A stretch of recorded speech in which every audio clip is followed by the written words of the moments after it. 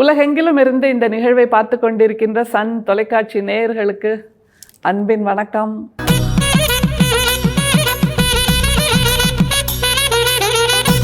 இது ஆண்டாள் மாதம், திருப்பாவை மாதம், மார்கழி மாதம், மார்கழி திருப்பாவை கொண்டாட்டம் சன் தொலைக்காட்சியோடு கொண்டாடி கொண்டிருக்கிறோம். 14வது பாசுரத்திற்கு வந்திருக்கிறோம். ஆண்டாள் கிபி 716 731 வரை அவளுடைய வாழ்க்கை காலம் அப்படின்னு சரித்திர ஆய்வாளர்கள் கண்டுபிடிச்சிருக்காங்க. 8ஆம் நூற்றாண்டில் எழுதப்பட்ட பாசுரங்கள். நாம் இப்போ இருக்கிறது 2025, 21ஆம் நூற்றாண்டின் கால் பகுதியை முடித்து விட்டோம். இத்தனை நூற்றாண்டாக ஆண்டாளின் பாடல்கள் பாடப்பட்டு கொண்டிருக்கின்றன. நேசித்து கொண்டிருக்கிறோம், யாசித்து கொண்டிருக்கிறோம், யோசித்து கொண்டிருக்கிறோம், பாடிக்கொண்டிருக்கிறோம், பரவசமாகி கொண்டிருக்கிறோம் என்றால் அவளுடைய தமிழின் அழகை நாம் கொண்டாடி கொண்டிருக்கிறோம் அப்படின்னு தான் சொல்ல முடியும். அந்த வகையில் பார்த்தா ஆண்டாள் பேரழகி. தமிழால் அவளுடைய அழகு பெருகுகிறது, அவளால் தமிழின் அழகு பெருகுகிறது அப்படின்னு தான் நிச்சயமாக சொல்ல முடியும். அதை தவிர ஆண்டாள் ஓர் அழகி அப்படின்னு சொல்லலாம். ஏன்னா அவளை போல அழகுடைய, அவளை போல சிந்தனை அழகுடைய, அவளை போல தமிழ் அழகுடையவர்கள் வேறு யாரும் இல்லை அப்படின்னு நிச்சயமாக சொல்லலாம். இன்கம்பேரபிள் அப்படின்னு சொல்லுவோம்ல, ஒன்றே ஒன்று, the one and only Andal அப்படின்னு கொண்டாடக்கூடிய வகையில் ஆண்டாளின் திருப்பாவையை நாம் கொண்டாடி கொண்டிருக்கிறோம். 14வது பாசுரம். இதுக்கு என்ன சிறப்பு அப்படின்னு யோசிச்சிங்கன்னா, அந்த பாசுரத்தை முதல்ல பார்த்துடலாம், அதுக்கப்புறம் அதோட சிறப்பை பார்க்கலாம். ஆனால் ஒரு பேரடைம் ஷிஃப்ட் அப்படின்னு சொல்லுவோம்ல, அந்த மாதிரியான ஒரு பேரடைம் ஷிஃப்ட் நடக்கின்ற ஒரு பாசுரம் இந்த பாசுரம். அவ்வளவு நேர்த்தியாக ஆண்டாள் இந்த புதினத்தை எழுதுகிறாள் அப்படின்னு நிச்சயமாக சொல்லலாம்.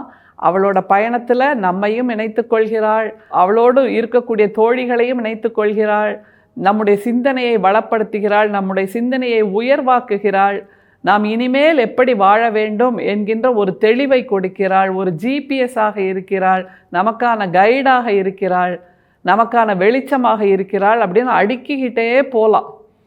அதனால தான் நம்ம திரும்ப திரும்ப சொல்கிறோம், திருப்பாவையை வெறும் பக்தி இலக்கியமாக மட்டுமே கொண்டு போய் ஒரு சங்குக்குள் அடைத்து விடக்கூடாது. ஆண்டாள் பெருக்கெடுத்து ஓடுகின்ற காவிரி நீர், ஆண்டாள் பெருக்கெடுத்து ஓடுகின்ற தாமிரபரணி பொதிகை நீர், அந்த சங்குக்குள் கொண்டு போய் அவளை அடைத்து விட்டால் அதற்கப்புறம் வேறு அடையாளங்களை அவளுக்குள் தேடுவது என்பது கடினமாகிவிடும். அதனால் ஆண்டாளை அந்த பக்தி சங்கிலிருந்து வெளியே எடுத்து, பக்தி குடுவையிலிருந்து வெளியே எடுத்து நம்முடைய வாழ்க்கைக்குள் அவளை எப்படி பொருத்தி கொள்வது, அல்லது ஆண்டாளுக்குள் நம்முடைய வாழ்க்கையை எப்படி பொருத்தி கொள்வது என்பதைத்தான் இந்த மார்கழி திருப்பாவை கொண்டாட்டம் சன் தொலைக்காட்சி மூலமாக நாம் செய்து கொண்டிருக்கிறோம். இன்னைக்கு பாசுரம் 14 ஆண்டாளின் அழகு தமிழில் வருகிறது. பாடலாமா?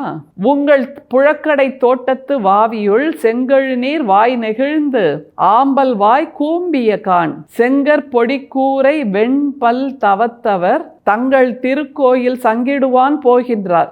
எங்களை முன்னம் எழுப்புவான் வாய் பேசும் நங்காய் எழுந்திராய் நாணாதாய் நாவுடையாய் சங்கொடு சக்கரம் ஏந்தும் தடக்கையன் பங்கைய கண்ணானை பாடேலோர் எம்பாவாய். 14வது பாசுரத்துக்கு முன்னாடி வரைக்கும் ஆண்டாள் என்ன பண்ணா, பாரு இந்த ஆயர்குடியில் இருக்கக்கூடிய பசுக்கள் எல்லாம் முழிச்சிட்டு, எருமை கணங்கள் எல்லாம் முழிச்சாச்சு, அந்த ஆவினங்களுடைய கன்றுகள் எல்லாம் முழிச்சாச்சு, இங்கே இருக்கக்கூடிய செங்கழ் நீர் அந்த பறவைகள் எல்லாம் முழிச்சாச்சு, மற்ற பறவைகளும் முழிச்சாச்சு அப்படின்னு திரும்ப திரும்ப சொல்லிட்டு இருந்தா. அதாவது எக்ஸ்டர்னல் ப்ரூஃபை தான் கொடுத்துட்டு இருந்தா, இந்த ஊரில் இப்படியெல்லாம் இருக்குது பாரு அப்படின்னு. அப்போ தோழிகள்லாம் என்ன கேட்டாங்க, தூங்கிட்டு இருந்த பெண்கள்லாம், நீ வெளியிலேருந்து இவ்வளவும் சொல்கிறிய, அந்த முழிச்சாச்சா, இது முழிச்சாச்சா, அவர் முழிச்சிட்டாரா, இவர் முழிச்சிட்டாரான்னு 1000 கேள்வியை கேட்டாங்க. இப்போ அதனால் ஆண்டாள் என்ன பண்ணுறா, ஒரு பேரடைம் ஷிஃப்டாக, நீ வெளியில் இருக்கிறத சொன்னால் தானே நம்ப மாட்டேன், உன் வீட்டுக்குள்ளேயே நான் வரேன் அப்படின்னு அவளுடைய வீடு, அவளுடைய மாளிகை, அந்த தோழி பெண்ணுடைய மாளிகை, அதற்கு பின்னால் இருக்கக்கூடிய பொய்கை, மிகப்பெரிய நந்தவனம் இருக்கிறது, அதில் பொய்கை இருக்கிறது, அதில் மலர்ந்திருக்கக்கூடிய 2 பூக்களை சொல்கிறா. ஒன்று மலர்ந்துடுச்சு, ஒன்று கூம்பிடுச்சு அப்படின்னு சொல்கிறா. அப்படின்னா நீ வெளியில் உள்ளதை தான் நம்பலை அப்படின்னா இந்த பாசுரம் சாங் ஆஃப் ப்ரூஃப்ஸ் அப்படின்னு அர்த்தம். ஏன்னா அந்த ப்ரூஃப் அவளுடைய வீட்டுக்குள்ளே இருந்தே ஆண்டாள் எடுக்கிறாள் அப்படிங்கிறதா இதோட அழகு. அது எந்த ஒரு பூ பூத்துடுச்சு, இன்னொரு பூ எது வாடி போச்சு, கூம்பி போச்சு அப்படிங்கிறத ஆண்டாள் ஆரம்பிக்கிறா பாருங்களேன். உங்கள் புழக்கடை தோட்டத்து வாவியுள் செங்கழ் நீர் வாய் நெகிழ்ந்து ஆம்பல் வாய் கூம்பிய கான். செங்கழ் நீர் அப்படின்னா அது ஒரு வகையான தாமரை பூன்னு வச்சுக்கோங்களேன். அந்த தாமரை பூ இப்போ மலர துவங்கியாச்சு. ஆனால் ஆம்பல் அப்படிங்கிற அந்த பூ, நைட் குவீன் அப்படின்னு சொல்லுவோம்ல, அந்த இரவு பூ இப்போ கூம்ப ஆரம்பிச்சிடுச்சு. அப்படின்னா அந்த 2 வித்தியாசத்தில் உனக்கு தெரியலையா? விடிய துவங்கியாச்சு, பகல் வரப்போகுது, காலை நேரம் முடிய போகுது, இன்னமும் நீ இழுத்து போத்திட்டு தூங்கிட்டு இருக்கியே அப்படின்னு ஆரம்பிக்கிறா ஆண்டாள். தாமரை மலர்வதும், இந்த குமுத மலர் அல்லது அல்லி மலர், ஆம்பல் மலர் கூம்புவதும் இயல்பாக நடக்கக்கூடிய விஷயங்கள். சூரியனை கண்டவுடன் தாமரை மலரும், அதுதான் ரொம்ப முக்கியம். அதில் இரவில் அல்லி மலரும் அல்லது அந்த நைட் குவீன் என்கின்ற பூ மலரும். அதற்கு நிலவு தேவை. ஆனால் சூரியன் மலர்ந்தால்தான் தாமரை மலரும், சூரியன் உதித்தால்தான் தாமரை மலரும். எனவே அந்த தாமரை மலர்ந்துடுச்சு, அப்போ நீ முழிக்க மாட்டியா அப்படின்னு கேட்குறா. அடுத்தது, சரி இது வீட்டுக்குள்ளே இருக்கிற ப்ரூஃபை சொல்லிட்டா. திரும்பவும் அவள் ஒரு ஷிஃப்ட் பண்ணுறா. வீட்டுக்குள்ளே இப்படி இருக்குது, வெளியில் கொஞ்சம் வந்து பாரேன், உன் வீட்டில் உன்னோட தோட்டத்தில் போய் பார்த்துட்டே இல்லை, இப்போ வெளியில் வந்து பாரு என்ன நடக்குதுன்னு அப்படின்னு அதற்கான சான்றை சொல்கிறாள் ஆண்டாள். அது என்ன சான்றுன்னு பாருங்க. செங்கற் பொடிக்கூரை வெண்பல் தவத்தவர் தங்கள் திருக்கோயில் சங்கிடுவான் போகின்றார். அதாவது செங்கல் பொடிக்கூரை வெண்பல் தவத்தவர் அப்படின்னா யாரு? செங்கல் பொடினா என்ன நிறத்துலங்க இருக்கும்? காவி நிறத்தில் இருக்கும், கொஞ்சம் பழுப்பு நிறத்தில் இருக்கும். அந்த நிறத்தில் உடை உடுத்திருக்கக்கூடிய அந்த தவத்தவர், வெண்பல் தவத்தவர். ஏன்னா அந்த தவத்தை மேற்கொண்டிருப்பவர்கள், அந்த ஞானிகள், அந்த துறவிகளிடம் கடுமையான சொற்கள் இருக்காது, பிறரை காயப்படுத்துகின்ற சொற்கள் இருக்காது, லௌகீக சொற்கள் இருக்காது, இறை சொற்கள் மட்டுமே இருக்கும்.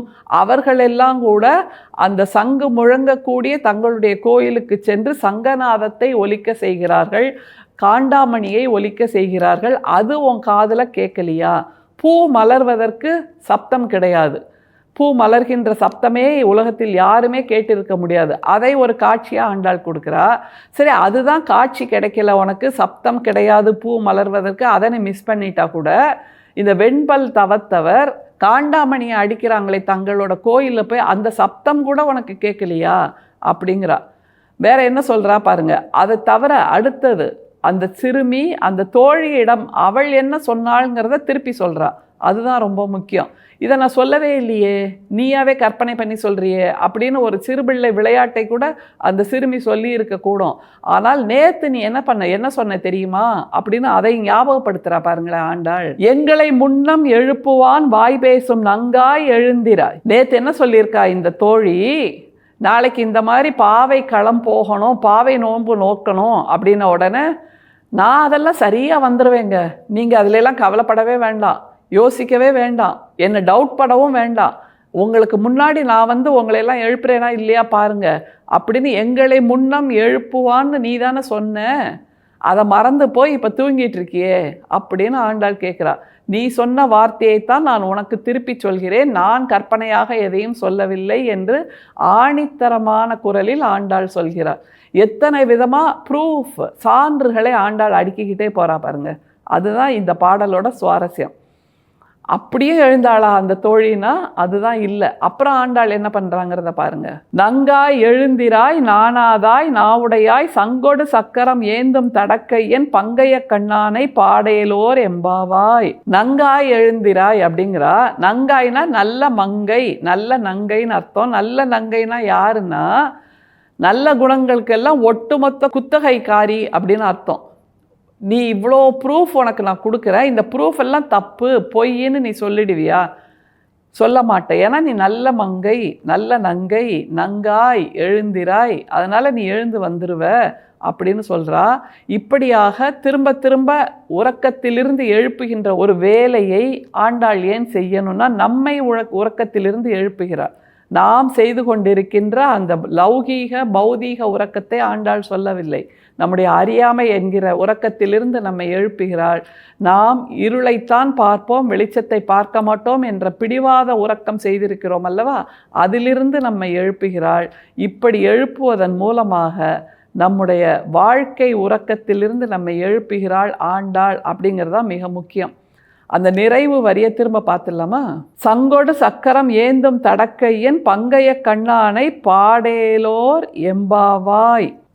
திரும்பவும் பாடேலோர் எம்பாவாய்னு ஆண்டாள் சொல்கிறானா, இத்தனை சான்றுகளை உனக்கு கொடுத்துருக்கேன், ஒன்று நீயாவே திருந்தணும், இல்லை சான்றுகளை பார்த்து திருந்தணும், தானாக திருந்தணும், பட்டு திருந்தணும், இல்லைன்னா மற்றவர்களுடைய அனுபவங்களை பார்த்து திருந்தணும்னா உன்னுடைய வீட்டில் இருக்கக்கூடிய பூக்கள் மலர துவங்கி விட்டன, அது உனக்கான சான்று. அது கூட மலர்ந்துடுச்சு, நீ இன்னும் தூங்கிட்டு இருக்க. பூக்களை யாராவது போய் எழுப்பினோமா? இல்லை. அப்படின்னா நீயாக எழுந்திருக்க வேண்டும், அதை சொல்கிறா. அடுத்தது அந்த வெண்பல் தவத்தவர் போகிறாங்க, அதையும் நீ கவனிக்கலை அப்படிங்கிறா. அடுத்தது நேற்று நீ சொன்னே இல்லை நான் எழுந்து வந்து உங்களையெல்லாம் எழுப்புவேன்னு, அதையும் பண்ணலை. அப்படின்னா எல்லா விதங்களிலும் நாம் உறக்கத்தின் பால் பிடியில் சிக்கி கொண்டிருக்கிறோம். அந்த உறக்கத்திலிருந்து நம்மை எழுப்புகின்ற பரிதவிப்பை ஆண்டாள் பல சான்றுகளை சொல்லி இந்த பாசுரத்தில் நிறுவுகிறாள். பாடேலோர் எம்பாவாய் என்று இன்றைய பாசுரத்தை நிறைவு செய்கிறாள். நாமும் பாடேலோர் எம்பாவாய் என்று சொல்லுவோம். இது ஆண்டாள் மாதம், திருப்பாவை மாதம், மார்கழி மாதம். மீண்டும் அடுத்த பாசுரத்தோடு சந்திப்போம். நன்றி, வணக்கம்.